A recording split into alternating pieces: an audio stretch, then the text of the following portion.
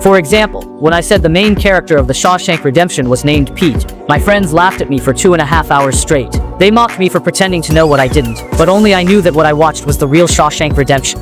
You probably don't know this, but there's also a prison with the same name in Uonge Town. It's heavily guarded, practically an impenetrable fortress among prisons. Since its establishment, not a single inmate has ever managed to escape. That is, until one day, when a new group of prisoners was brought in, and that's when our protagonist, Pete, made his appearance. For committing serious financial crimes, he was sentenced to a full 250 years. But Pete, being a high IQ criminal, would never be content to spend his whole life in prison. So, after making some inquiries, he found old KE in the prison, someone with quite a reputation himself. In prison, there's also Dora, a classmate of Dong Bei. Pete didn't waste any words and immediately asked for a pickaxe. I carved Star Wars figurines out of stone, but it's also so I wouldn't tunnel my way out of here. Unfortunately, the very next day, the prison conducted a thorough search.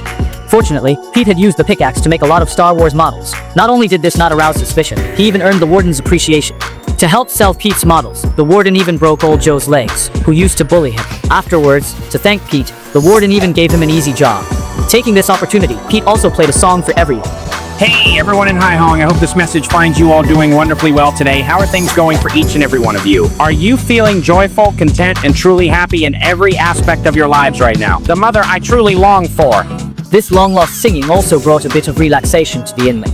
As the song ended, Pete was ready to put his plan into action. He found old Clark and told him about his plan to escape from prison that night, and also shared the secret under the big tree in Mexico with it. He told old Clark to go to that village and find the big tree as soon as he got out. Pete said that under the stone, he had prepared a surprise for old Clark. Soon it was night, and Pete crawled out through the tunnel he had dug. He used the sound of the warden watching friends as cover, and quietly broke open the sewage pipe without anyone noticing.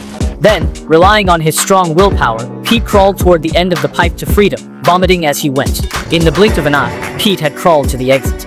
The moment he stepped out of the pipe, Pete felt the long-lost sensation of freedom. At that moment, he felt as if he had been reborn. Meanwhile, the prison was in an uproar. The guards discovered Pete's empty cell, and the warden was so furious he felt dizzy. God, I'm so angry I could just... He picked up a piece of rubble from the table and threw it at the poster on the wall, only to be shocked when the stone went straight through it. In disbelief, he felt around the hole, and after lifting the poster, he realized that all that was left here was a fragment from Pete's escape.